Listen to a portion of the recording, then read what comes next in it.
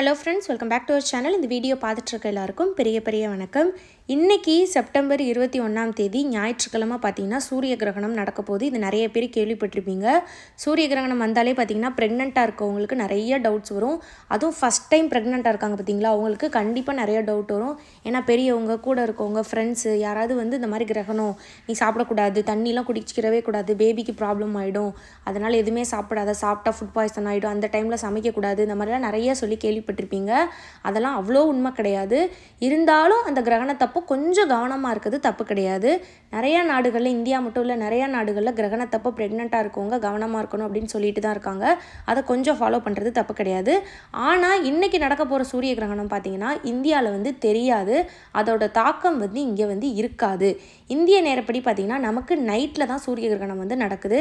Night 11 மணிக்கு ஆரம்பித்து அதே நள்ளிரவு 3:24 வரைக்கும் இந்த சூரிய கிரகணம் இந்திய நேரப்படி நடக்குது.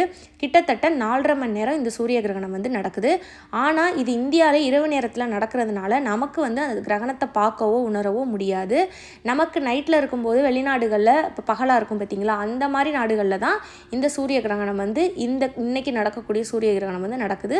ஸோ நம்ம வந்து பயப்பட தேவை கிடையாது. ப்ரெக்னெண்ட்டாக இருக்கவங்களுமே இந்த நைட்டில் இருக்கனால இதோட தாக்கம் வந்து பெருசாக இருக்காது. நீங்கள் இப்போ பகலில் வெளியே போகிறதுனா தாராளமாக போகலாம். நைட்டில் 11 மணிக்கு ப்ரெக்னெண்ட்டாக இருக்கவங்க போகிறது கிடையாது எங்கேயாவது. அப்படியே உங்களுக்கு ஏதாவது முக்கியமானது ஒரு மெடிக்கல் எமர்ஜென்சி வெளியே கண்டிப்பாக போய் தான் ஆகணும் அப்படின்னா நீங்கள் தாராளமாக போகலாம். இது நைட்டில் நடக்கிறனால எந்த பிரச்சனையுமே கிடையாது. அதே மாதிரியே இது வந்து பார்த்திங்கன்னா இங்கே இந்தியாவில் நடக்காதனால நமக்கு வந்து இதை பார்க்க, நான் சொன்ன மாதிரி பார்க்கவோ உணரவோ வந்து முடியாது. கிரகணம் நடக்கிறதே நமக்கு சுத்தமாக தெரியாது. அதே மாதிரியே இப்போ இந்த டயத்தில் சாப்பிட்லாமா, தண்ணி குடிக்கலாமா, தூங்கலாமா, ப்ரெக்னெண்ட்டாக இருக்கவங்கன்னு கேட்டிங்கன்னா தாராளமாக பண்ணலாம். இது பகலில் நடந்துச்சுன்னா நம்ம கொஞ்சம் கவனமாக இருக்கணும், கொஞ்சம் ஃபுட்டெல்லாம் கவனமாக எடுக்கணும். ஆனால் இது நைட்டில் தானே நடக்குது, அதனால் இந்த கிரகணம் வந்து உங்களுக்கு எந்த ஒரு பிரச்சனையுமே இல்லை. நீங்கள் எப்படி ப்ரெக்னெண்ட்டாக இருக்கவங்க டெய்லி எந்த மாதிரி இருப்பீங்களோ அதே மாதிரியே நீங்கள் சாப்பிட்றது, தூங்குறது, உங்கள் ரொட்டீன் எல்லாத்தையுமே நீங்கள் வச்சுக்கலாம்.